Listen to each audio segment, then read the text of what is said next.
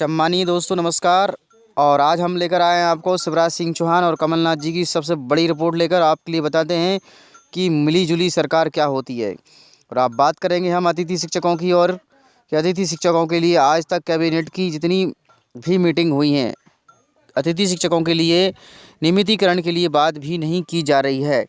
हर cabinet में किसी न किसी फैसले पर मोहर लग रही है। आखिर अतिथि शिक्षकों की मोहर क्यों नहीं लग रही नियमितीकरण की? आइए कमलनाथ जी और शिवराज सिंह चौहान के कुछ अनजामे अंदाज में देखते हैं कि दोनों इस तरह से हाथ मिलाकर मस्त मौला ज़िंदगी जी रहे हैं। जिस तरह से आपको बता देते हैं कि दोनों राजनीति कैसी होती है, आप देख पा रहे होंगे। इस तरह से आप इस समझ जाइए कि संसार में सिर्फ़ और सिर्फ पार्टी के नाम पर हम लोगों से अपने वोटों का इस्तेमाल करके हम लोगों को ठगा जाता है।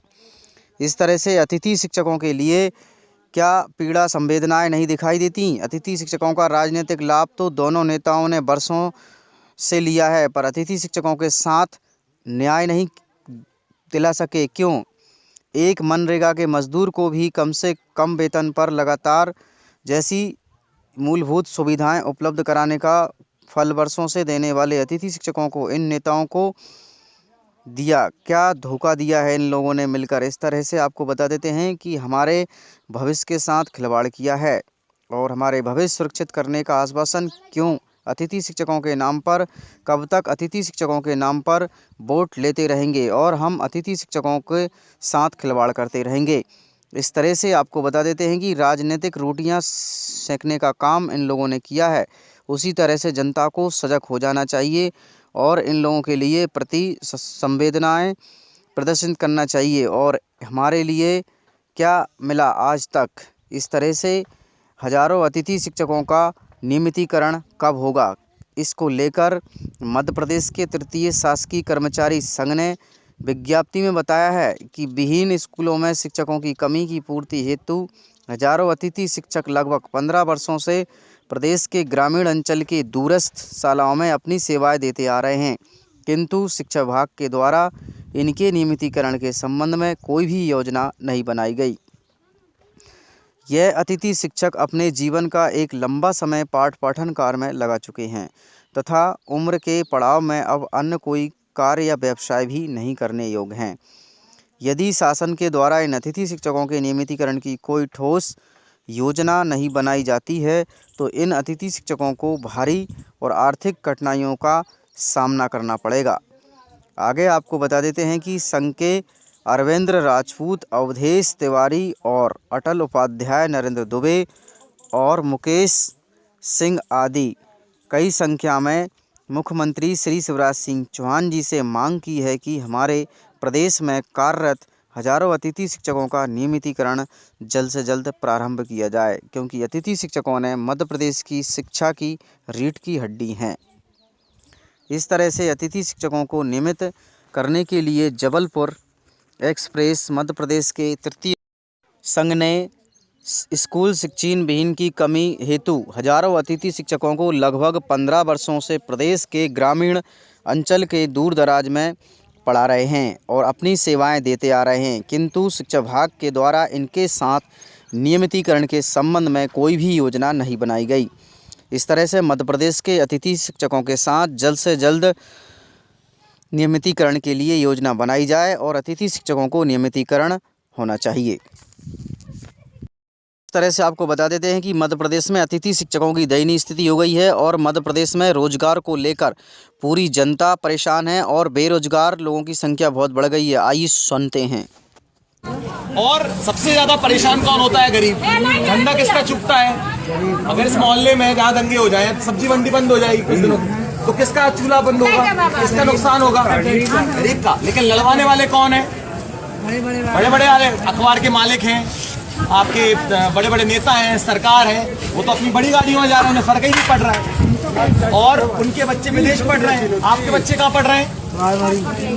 वो प्राइमरी स्कूल में मास्टर आते हैं? सरकारी स्कूल है प्राइमरी, उसमें मास्टर आ रहे हैं? मास्टर भी नहीं चली जाते हैं, पढ़ा रहे हैं बच्चों को। अब मुझे बताओ, सरकार का काम ये है कि गरीब गुरबा को बेहतर बनाना, बेहतर जीवन देना, अच्छी शिक्षा देना। लेकिन आज के दौर में जो सरकारी स्कूल है उसमें आपके बच्चे पढ़ पाएंगे? नहीं पढ़ पाए। आपका बच्चा वो विधायक का बच्चे के साथ में आगे बढ़ पाएगा? विधायक का बेटा कहाँ जा रहा होगा? कॉन्वेंट में। कलेक्टर का बेटा कहाँ जा रहा होगा?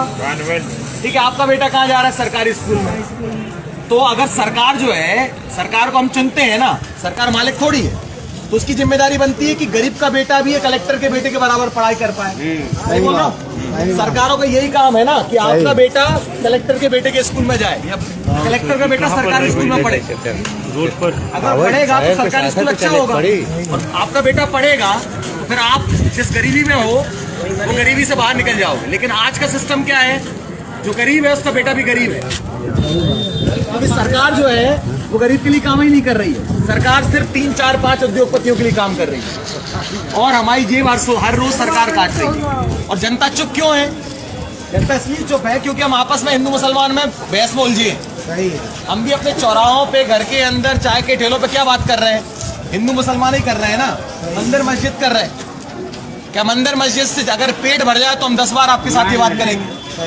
तो हमारी ये यात्रा का उद्देश्य ये है, हम जनता से कह रहे हैं कि सरकार जानबूझ के आपको बांट रही है। सरकार जानबूझ के आपको हिंदू मुसलमान बांट रही है ताकि वो आपको गरीब के गरीब रखना चाहती है, और आपके हिस्से का जो पैसा है, हाँ, आपको जानबूझ के गरीब रखना चाहती है, और आपके हिस्से का जो पैसा है वो अपनी जेब भर रही है और अपने दोस्तों का जेब भर रही है, और गरीब गरीब का गरीब रहेगा। अगर आप पढ़ गए और आपके बच्चे आगे बढ़ गए तो वो फिर सरकार को ये कहेंगे ना कि तुम्हारा काम स्कूल अच्छा करना है, तुम्हारा काम अस्पताल अच्छा करना है, हिंदू मुसलमान बांटना नहीं है, तुम्हारा काम मंदिर मस्जिद करना नहीं है। तो सरकार चाहती है कि आप प्रश्न ना करो, आप वहीं गरीब के गरीब बने रहो, ताकि उनके खेतों में कौन काम करेगा, उनके घर में मजदूरी कौन करेगा, उनके लिए सब्जी कौन लाएगा, उनके बच्चों की सेवा कौन करेगा, यही करते आ रहे हो ना। वो नहीं चाहते कि जो गरीब गुरबा है वो आगे बढ़ पाए।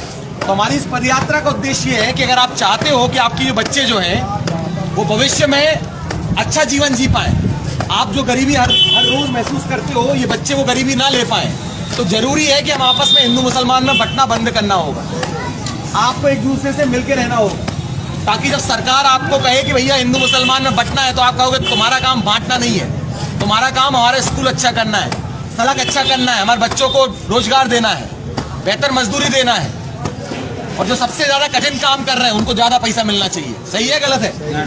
जो गड्ढा खोद रहा है और जो एक दफ्तर में काम कर रहा है, कलेक्टर दफ्तर में बैठ के काम करते हैं और एक आदमी गड्ढा खोदता है, किसको ज्यादा पैसा मिलना चाहिए? सबसे ज्यादा मेहनत का काम क्या है? गड्ढे खोदने वाला। जो नालियों का काम कर रहे हैं वो सबसे कठिन काम है, कलेक्टर से ज्यादा पैसा उसको मिलना चाहिए। लेकिन ये तब होगा जब आप हिंदू मुसलमान में बंटना बंद कर दो, और आप ये कहोगे सरकार से कि आप सिर्फ और सिर्फ हमारे लिए, अगर आप वोट मांगने आए हो तो हमारे भले के लिए जो चीजें हैं, शिक्षा, स्वास्थ्य, रोजगार, मजदूरी, किसानी, बिजली, पानी, इसको दुरुस्त करो। बस हमारा इस यात्रा का उद्देश्य यही है कि ये बातचीत हम करना चाहते हैं। गाड़ी में बैठ के बातचीत नहीं हो पाती, इसलिए पैदल चल सकते हैं। तो हम 500 किलोमीटर चल गए, 600 और चलना है। सही काम कर रहे हैं, गलत कर रहे हैं? सही कर रहे हैं। सही कर रहे हैं तो 2 कदम हमारे साथ चलो रोड तक, ठीक है? आओगे? चलिए आइए, चलिए चलिए चलिए आइए आइए।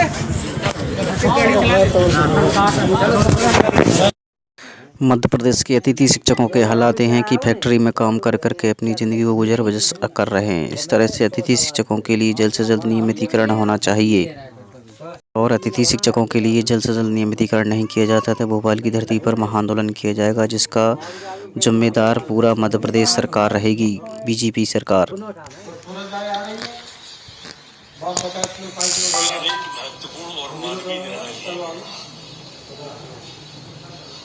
जैसा आप सबको विदित है कि बहुत संवेदनशील मुख्यमंत्री के रूप में देश के अंदर हमारे मुख्यमंत्री की पहचान होती है।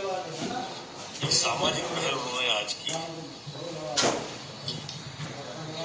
और सामाजिक पहल में घरेलू हिंसा से पीड़ित जो हमारी बेटी बहन बहू है, इन सब बालिकाओं और महिलाओं के लिए आज एक प्रस्ताव कैबिनेट से पास किया है। इस घरेलू हिंसा में अगर नातेदार जो ससुर कहलाते हैं, देवर कहलाते हैं, इस तरह के नातेदार भी शामिल हैं। Thanks for watching. Like and comments and subscribe.